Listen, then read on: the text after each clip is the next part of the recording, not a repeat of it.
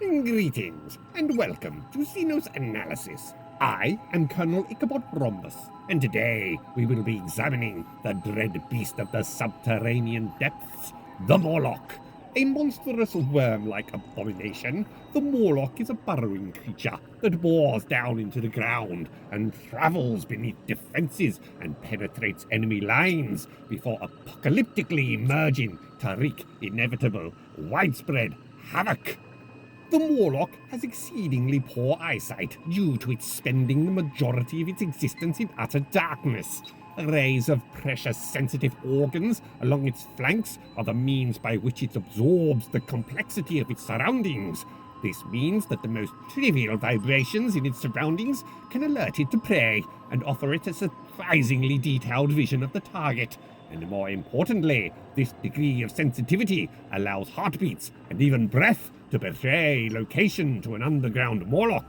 Remaining still is absolutely no defense from this burrowing abomination, and when the ground trembles, fear quickens the heart and only accelerates the approach and inevitable strike of the Mawloc.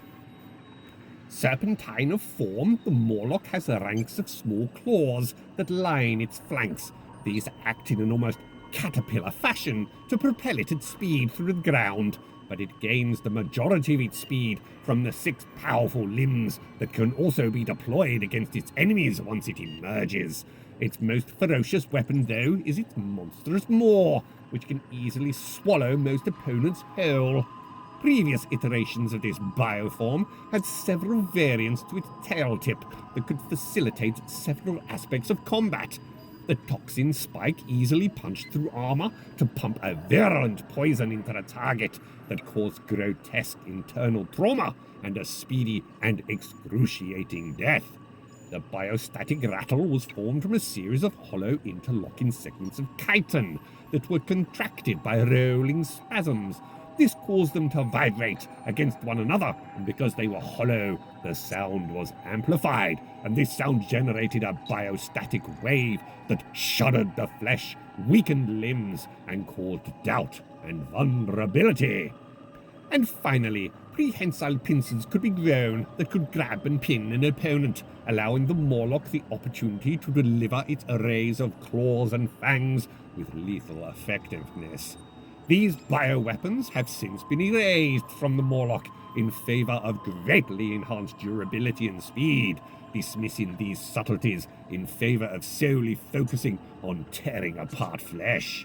One would expect that when translated from its natural underground habitat, the Mawloc would be more vulnerable and less of a threat, but this is tragically not the case.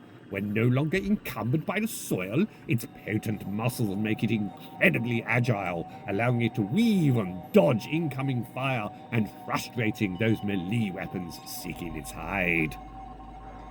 The Mawloc used to be a far less subtle beast. It simply exploded upward amidst the foe and then began its assault, but it was then refined. The Mawloc prowled beneath the surface and reared, causing a sudden surge that made the ground buck.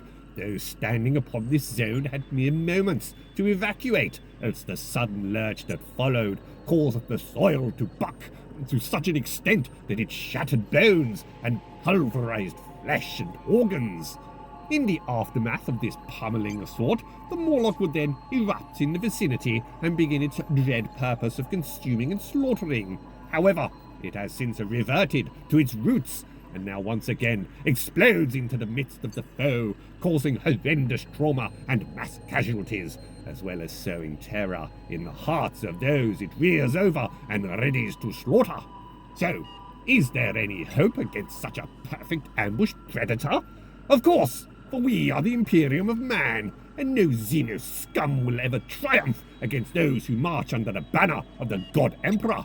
For example, Lucius Van Buren Van is a defective brigadier in the Astra Militarum. Slothful and inept, he proved a disgrace to the uniform. During a battle with the Tyranids, this embarrassment of an officer deserted his own guardsmen to try and save his own worthless hide by fleeing. As the Tyranids tore apart and devoured his troops, Lucius thought himself safe, but as we have explored, The Mawloc cares naught for battle lines, and one of these beasts bore deep into the Imperial lines and exploded up, swallowing the Brigadier whole.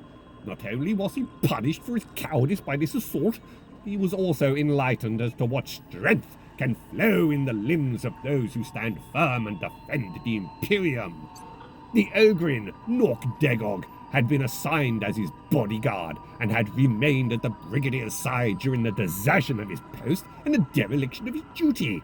Squealing like the snivelling wretch he is, he begged for aid as the gargantuan maws of the beast closed around him. Enraged power poured through Nork's limbs. The strength of the Emperor was with him, and he delivered a headbutt to the Mawloc of impossible potency, far beyond anything a living being should be able to deliver, let alone survive. The Mawloc crashed to the soil and remained still. Nork hauled the Brigadier free from the beast's mouth, a feat rendered considerably easier because his legs had already been totally dissolved by the Mawloc's potent digestive acids. The Ogrin carried his charge to safety, and his deed entered the realm of legend, as the Brigadier's name became an edifying tale of what happens when one fails in one's duty. What happened to the Brigadier? Who cares? As to Nork, his exemplary career has filled his chest with medals, and his deeds are renowned, and his tale continues to inspire and influence. So, when the ground trembles as the Mawloc stalks, stand firm, prepare to fight with the righteous fury of the Imperium, and kill the Xenos in the name of the Emperor of Mankind.